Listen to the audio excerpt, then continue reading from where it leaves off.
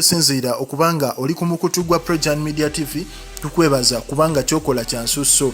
Yes, kyaddaaki ba MP bavuddeyo ne beekalakaasa ku nsonga y'okuba nti omukulembeze ono yavaayo ku lunaku olwokubiri n'abanga yaboogerera bingi nnyo olw'ensonga nti baagabana ssente obukadde 2 ezaali tezikkirizibwa kubanga zibaweebwa.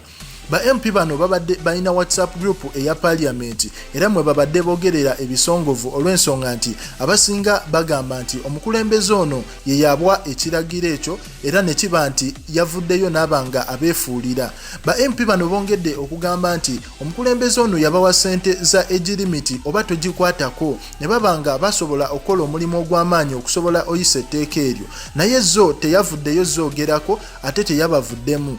Era ezimu ku message eziri mu WhatsApp ze zino: "The money wasn't meant for us. We mean less to His Excellency. And please, I think it's better to avoid getting in trouble because of what can easily be avoided.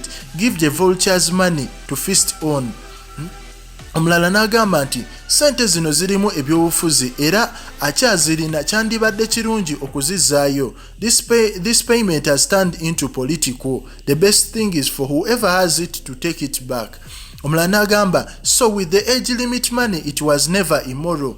Osegeera bano ba MP be boogera ku nsonga eyo n'agamba nti the real leopard already spoke to the leopardess and she's willing and said we planned wrongly. Nti Kadaga omukulu yayogera naye n'amugamba nti bye mwaplaninga byali tebiriiyo, naye nga ba MP bagamba nti Kadaga mukyala mugezi nnyo, baamutega akakodyo bano olw'ensonga nti baali baagala okivaamu ekya ssente zino eza Parliament.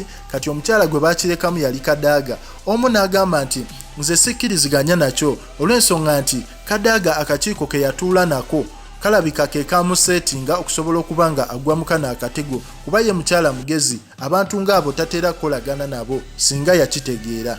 Kale ku Projan Media TV ababaka bavuddeyo nga boogera ebisongovu bingi nnyo. Ngenda kuwa screenshot osobole okuba nga naawe osomako. Commenting nga liking nga subscribing.